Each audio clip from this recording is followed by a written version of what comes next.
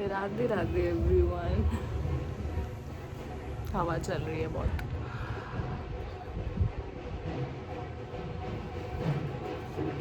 आवाज़ सुनाई दे रही है?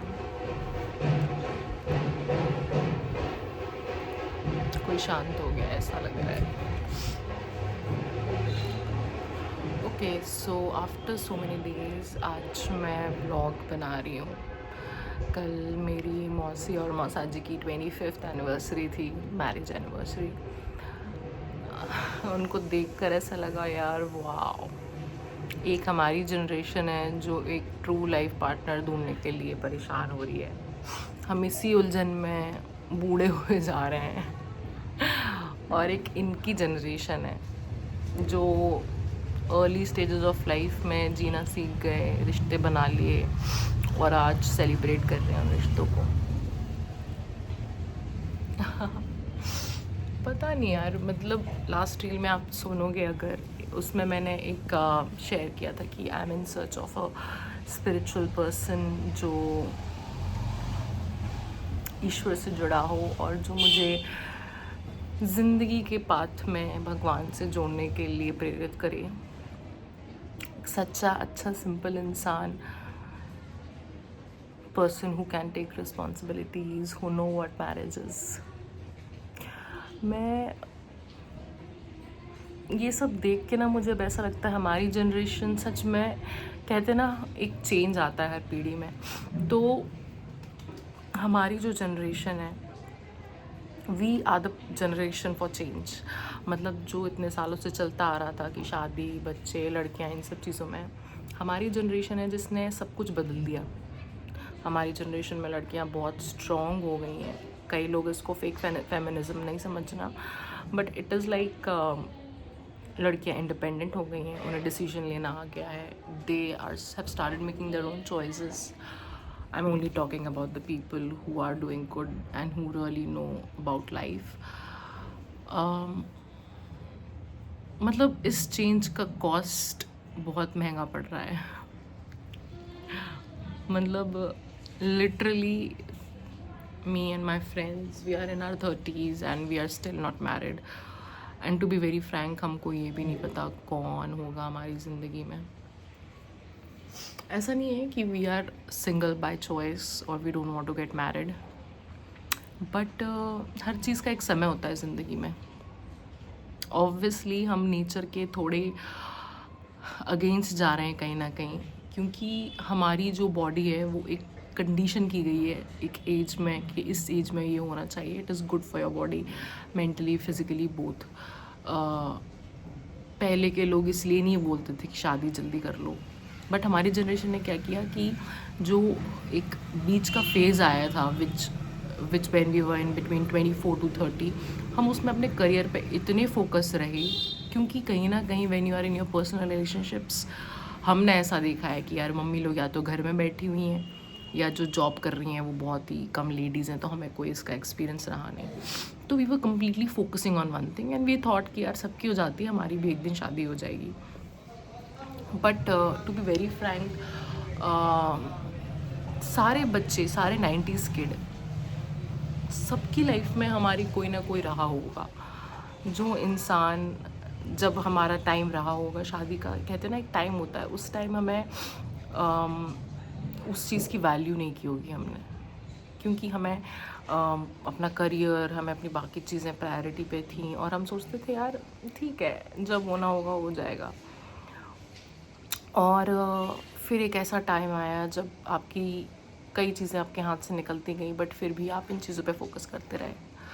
आज जब we are still I mean some of the people like me who are doing good in their careers, इन जो लोग लाइफ में अच्छा कर पा रहे हैं, बट कहीं ना कहीं उनके ज़िंदगी में अब वो रिलेशनशिप मिसिंग है। We have our parents, we have our friends, but उस टाइम ऐसा होता है ना कि हर समय आप, एक समय होता है। मैं एक टाइम था जब मैं अपने मम्मी पापा से इतनी कनेक्टेड थी, आई वॉज लाइक यार मैं कुछ हो ना हो, मैं अपने मम्मी पापा से हर चीज़ डिस्कस कर लेती थी। I use to feel comfortable in my home if I am there with them. I use to share with them everything, I use to feel confident in their decisions. फिर एक time आया जब आपको friend circle में अच्छा लगा, but यार जैसे जैसे आप एक फेजेस ऑफ लाइफ में जाते हो, आपको ऐसा लगता है यार अब now is the time when I need a partner जो मुझे सुने समझे, क्योंकि आप सबके साथ मिलके नहीं चल सकते, है ना। आप एक के साथ अपने गोल्स अलाइन करते हो और उस हिसाब से अपनी ज़िंदगी जीते हो। दो लोगों का जब पर्पस सेम हो और दो लोग उस चीज़ के लिए काम करते हैं, तो आपको लाइफ में एक सपोर्ट सिस्टम मिल जाता है जो आपको मेंटली भी कहीं ना कहीं, you know, we care for each other, after all we are humans. तो वो टाइम हमारा निकलता जा रहा है। अब हम जो जो बड़े हो रहे हैं, कई लोगों के बच्चे हो जाते हैं and they have become parents. And to be very frank, आप खुद देखना, आप जिस एज में होगे, अगर आप 30+ हो तो आप खुद फील करोगे कि यार you have suddenly become like a mother. और गाइज के लिए सडनली उनके अंदर एक फादरली फीलिंग आ जाती है towards small children, towards anyone.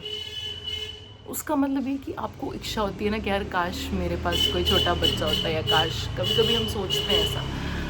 वो इसलिए क्योंकि आपकी बॉडी, आपका जो टाइम है वो नेचर के हिसाब से तो सही है, लेकिन आपकी जो क्लॉक है, जो आपके कर्मों के हिसाब से है, या जो भी आपकी लाइफ के डिसीजंस के हिसाब से है, वो सही सेट मैच नहीं खा रही है। बॉडी चाह रही है कि आप अपने पार्टनर के साथ रहो, टाइम स्पेंड करो, उसके साथ नई चीज़ें लाइफ में प्रोग्रेस करो, build a life with that person, make babies, make cute babies, grow a child. But हमारे पास वो सब नहीं है,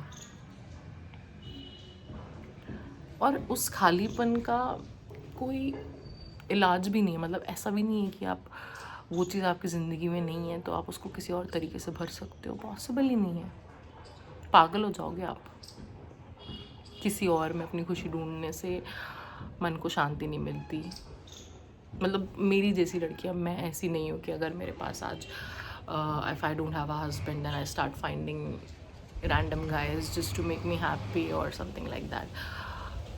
मतलब जब भी वो इंसान मिलेगा उसी के साथ रहूँगी, उसी के साथ खुश फील करूँगी, उसी के साथ हर सारे मोमेंट स्पेंड करूँगी।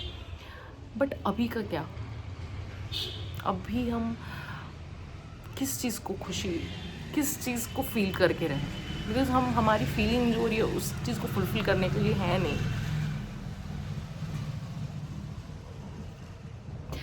पता नहीं, इस चीज़ में मैंने श्री जी को अपना सहारा बनाया है, और आई होप कि आप भी अपनी ज़िंदगी में अगर ऐसी कोई पाथ पर हैं जहाँ पर आप मेंटली, फिज़िकली, आपकी बॉडी, माइंड कुछ और डिमांड कर रहा है, बट प्रैक्टिकली आप उस चीज़ पे नहीं हैं, तो मुझे ऐसा लगता है कि आप भगवान में अपनी वो एनर्जी दे दो, rather than investing in people or in the world or with anyone else, and just focus in thinking about Shri जी, या जिनको भी आप मानते हो।